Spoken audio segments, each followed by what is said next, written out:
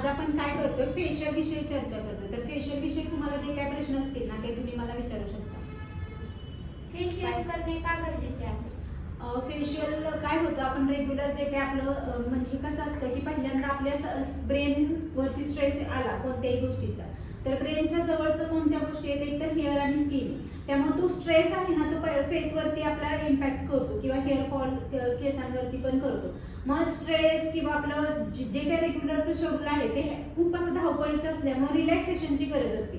मग रिलॅक्स होण्यासाठी आपल्याला फेशियल करणं गरजेचं आहे की त्याच्यामुळे काय होतं, आपल्याला फ्रेश फील होतं, ब्लड सर्क्युलेशन इम्प्रूव्ह होतं आणि खूप छान फील होतं आणि ग्लो आपल्याला रेग्युलर बाहेर जायचं असतं. म्हणजे कसं असतं, रेग्युलर शेड्यूल कसं असतं की रोज आपल्याला नवीन नवीन लोकांना फेस करायचं असतं किंवा आपलं बिझनेस, कुणाचं बिझनेस फील्ड आहे, कुणाचं जॉबचं फील्ड आहे किंवा प्रत्येकाचं फील्ड वेगळं वेगळं असतं.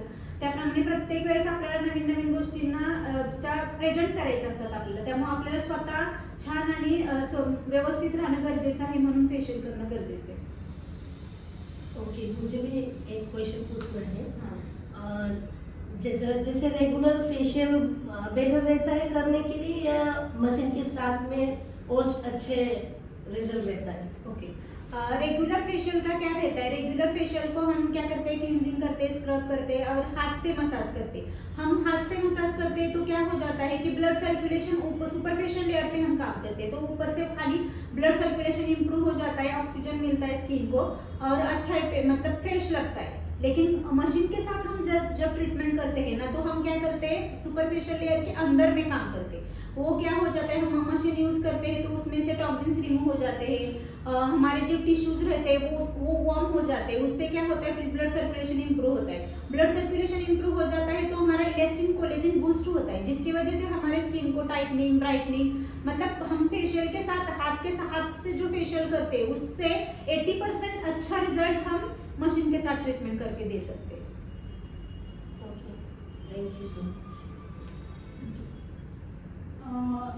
एकाच एकाच फेशियलमध्ये आपण वेगवेगळे ट्रीटमेंट करू शकतो का, म्हणजे वेगवेगळे मशीन्स वापरू शकतो का? हां, कसं असतं, सपोज आपल्याकडे एखादा क्लायंट आला, क्लायंटला तर त्याची माहिती नसते स्किन की तुम्हाला काय करायचंय. मग क्लायंट एक तर पहिली गोष्ट म्हणजे आपल्या सगळ्या मशीनचा रिझल्ट आपण वेगवेगळ्या प्रकारचा देऊ शकतो. म्हणजे गॅल्व्हॅनिकमध्ये मॉइश्चरायझर लिफ्ट करतो किंवा इनडायरेक्ट हाय फ्रिक्वेन्सीमध्ये आपण ऑइलची म्हणजे मेंटेन ठेवतो किंवा वाढवतो स्किनमधलं. मग ह्या गोष्टी आता तुमच्याकडे फॉर एक्झाम्पल एखाद्या फेशियलला आले क्लायंट, तर ते काय म्हणणार आहे की मॅडम मला फेशियल करायचंय, तर क्लायंटला माहित नाही त्याची म्हणजे त्याची फेसला कुठला रिझल्ट पाहिजे किंवा पिगमेंटेशन आहे, ह्या सगळ्या गोष्टी आहेत. तर हा आपण अगोदर क्लायंटचे अनालायसिस करायचे की ह्यांना कोणत्या मशीनची गरज आहे. फॉर एक्झाम्पल ड्राय स्किनचं क्लायंट आलं तर तुम्ही तिला काय करणार, नरिशिंगच्या रिलेटेड फेशियल करणार की जेणेकरून त्यांची स्किन स्मूथ होईल किंवा त्यांना क्रीम ऍप्लिकेशन करून त्यांच्या स्किन स्मूथ करता येईल. तेच जर तुम्ही गॅल्व्हॅनिक मशीन वापरली, सिलिड जेल वापरून जर गॅल्व्हॅनिक मशीन वापरली तर त्यांची मॉइश्चरायझर लेवल चांगल्या प्रकारे लिफ्ट होईल.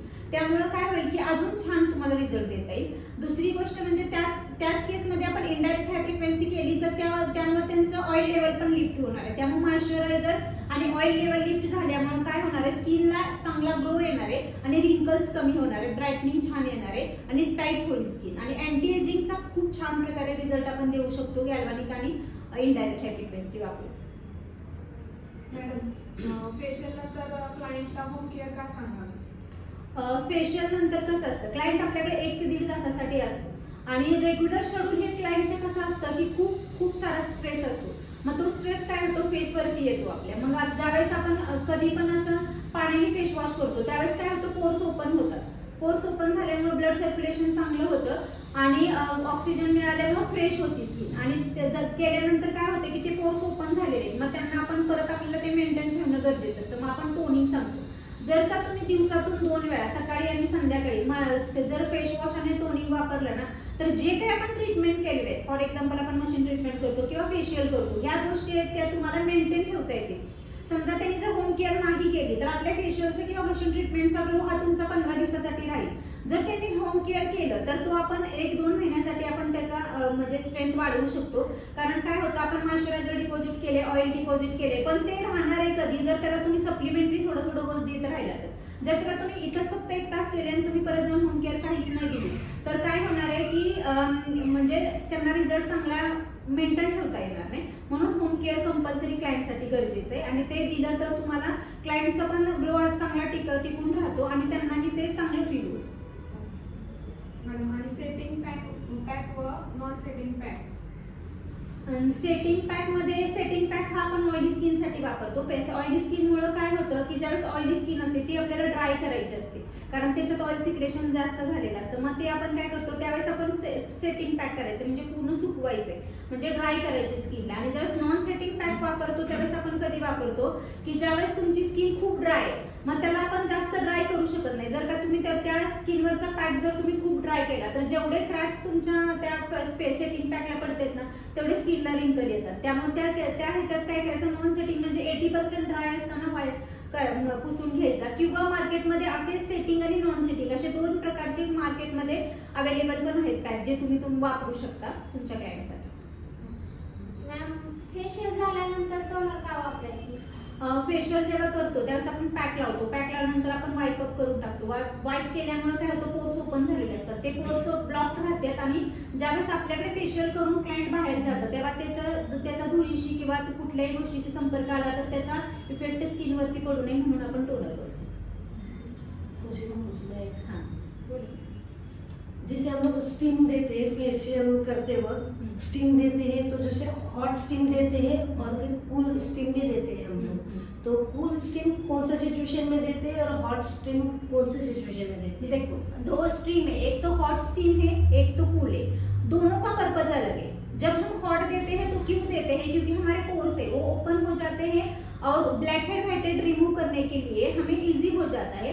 और हम क्या करते हैं स्क्रब पे स्टीम देते हैं तो उससे क्या हो जाता है कि स्क्रब में जो इंग्रेडिएंट रहते हैं वो कोई स्क्रब में ऐसे इंग्रेडिएंट रहते हैं जो स्टीम के साथ में आके एक्टिव होते हैं इसलिए उनको हॉट स्टीम जरूरी है. उसके बाद में हम जब कूल देते हैं उसका पर्पज ये है कि जब हम स्किन को मसाज करते हैं तो क्या हो जाता है हमारे हाथ की जो गर्मी है वो क्लाइंट के स्किन के साथ में ऐसे घिस जाती है. तो घिसने के बाद में उसमें बहुत सारा हीट क्रिएट होता है. अगर किसी क्लाइंट को हीट जिसके बॉडी में हीट रहेगा तो उसको ज्यादा गर्म लगेगा और इरिटेशन होगा उस क्लाइंट को. इसकी वजह से हम उसमें अगर कोल्ड स्टीम देते हैं तो क्या हो जाता है कि एक कूलिंग इफेक्ट रहता है.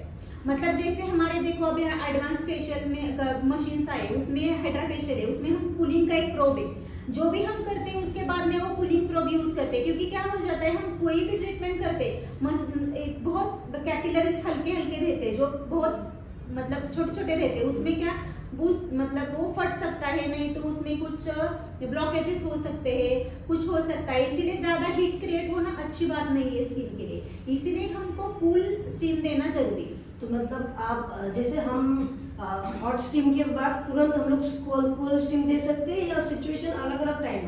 कोल्ड हम तुम क्या कर सकते हो जब आप स्क्रब पे हॉट देते हो उसके बाद में हम क्या करते हैं वाइप अप कर जाते हैं तो क्या होता है एक्सफोलिएशन हो जाता है मतलब डेड स्किन निकल जाती है तो उसको क्या कूलिंग की जरूरत है. उस टाइम भी आप कूलिंग स्टीम दे सकते हैं नहीं तो और दूसरी एक टाइम है कि हम जब मसाज करते हैं फेशियल का मसाज अगर हम समर में मतलब गर्मी में जब हम फेशियल करते हैं ना तो उस टाइम तो जरूरी है आपको कोल्ड स्टीम रहना. क्योंकि क्या होता है बाहर भी क्लाइमेट ठंडा रहता है गर्म रहता है और हमारा हीट बॉडी में भी हीट रहता है और मतलब ऑपरेटर के भी बॉडी में हीट रहता है तो सब हीट एक साथ में हो जाता है. उस टाइम तो जरूरी है आपको मसाज करते टाइम कूलिंग यूज करना. एक लास्ट क्वेश्चन है, ओजन हम लोग किस टाइम पे हम लोग को ओजन ऑन करना रहता है? ओजन का जो एक बटन रहता है वो कौन सा सिचुएशन में ऑन करना रहता है? मतलब कोई भी फेस को हम लोग ओजन दे सकते हैं क्या? नहीं. ओजोन क्या है ओजोन का मतलब है कि O3 मतलब क्या है ओजोन है वो क्या काम करता है एंटीबैक्टीरियल इफेक्ट देता है और ड्राई करता है अपनी स्किन को. ओजोन आपको खाली ऑयली स्किन को देना चाहिए क्योंकि ऑयली स्किन को हम क्या करते हैं मतलब ड्राई करना पड़ता है उसको. इसीलिए उसको हमको ozone dry skin oily skin के लिए देना चाहिए. एक्टिव एक्ने के लिए दे सकते हैं. हमको हमारे पर्पस क्या है ओजोन के एंटीबैक्टीरियल और ड्राई ये दो हम कौन से स्किन पे करते हैं ऑयली स्किन पे देते. तो हम ड्राई स्किन में ओजोन बिल्कुल भी यूज नहीं करेंगे क्योंकि वो एक्सेसिव ड्राई कर देगा स्किन को. इसलिए ऑयली स्किन को ही ओजोन यूज करना चाहिए. दूसरी बात ओजोन कब ऑन करना चाहिए आपका दूसरा क्वेश्चन है. तो हमारा जब हम ओजोन का स्टीमर यूज करते हैं तो नॉर्मल स्टीम तुम आपकी जब स्टीमर के बाहर आ जाती है उसके बाद में ओजोन का ऑन करना इसका एक क्यों जरूरी है, क्योंकि ओजोन कब क्रिएट होता है, जब आपके स्टीमर में मर्क्यूरी ट्यूब होता है, वो ऑन करने के बाद में आपका स्टीम ओजोन बाहर आएगा। तो उसमें वो कब ऑन होता है, जब हीट बाहर आ जाती है, पानी गर्म होके जब स्टीम बाहर आ जाती है, उसके बाद में अगर आप ऑन करोगे तो उसका ऑक्सीजन उसी स्टीम के साथ में बाहर आएगा और एग्जैक्टली ओजोन वहाँ पे क्रिएट होगा। अगर आप पहले से ऑन करके रखोगे तो वो इफेक्ट नहीं आएगा। Thank you so much. मला एक विचारायचं आहे क्वेश्चन. इनडायरेक्ट हाय फ्रिक्वेन्सी करताना आपण विनस मसाज देतो, तो वरून खालीच का द्यायचा? विनस मसाज सगळ्यात महत्त्वाची गोष्ट म्हणजे आपण रेग्युलर फेशियल करतो त्यावेळेस खालून वरती मसाज देतो. इनडायरेक्ट हाय फ्रिक्वेन्सी करताना आपण वरून खाली मसाज देतो. याचं सगळ्यात महत्त्वाचं कारण की विनस मसाज हा आपण लिम्फॅटिक नोड वरती देतो, म्हणजे आपल्या बॉडीचे जे साईडचे लिम्फॅटिक नोड्स असतात त्या साईडला आपण आपले सगळे टॉक्झिन्स रिमूव्ह करतो. त्यामुळे इनडायरेक्ट हाय फ्रिक्वेन्सी आपण हातात पकडायला दिली की आपण वरून खालीपर्यंत मसाज करतो, कारण ते टॉक्झिन्स आपल्याला लिम्फ नोडला आणून ड्रेन करायचे. खाली येताना आपल्या इथे क्लॅव्हिकल आणि इकडे एक्झिला 2 नोड आहेत ज्याच्यामध्ये आपल्याला ते ड्रेन करायचे असतात, म्हणून आपण वरून खालच्या बाजूला मसाज करतो, कारण आपल्या त्या पाठीमागचं पर्पज असं असतं की टॉक्झिन्स रिमूव्ह करतो, म्हणून आपण वरून खाली आणि साईडच्या डायरेक्शन मध्ये मसाज करतो. मॅडम मला एक प्रश्न विचारायचा आहे. कार्बन फेशियल कोणकोणत्या प्रॉब्लेमसाठी करू शकतो, म्हणजे कोणकोणत्या कार्बन फेशियल हे तुम्हाला ऑइली स्किनला चांगले होतं, कारण त्यातून ऑइल रिड्यूस होतं. ड्राय स्किनला पण यूज करू शकतो, पण चांगला रिझल्ट तुमचा ऑइली स्किनला येतो, कारण त्याच्यापासून काय होतं की ऑइल रिड्यूस व्हायला, ऑइल कमी करायला चांगल्या प्रकारे त्याचा रिझल्ट चांगला आहे. ॲक्ने कमी होतात, स्किन टोन इव्हन होतो, पण ऑइली स्किनसाठी चांगलं आहे. ड्राय स्किनसाठी पण चालतं, पण बेटर ऑइली स्किन.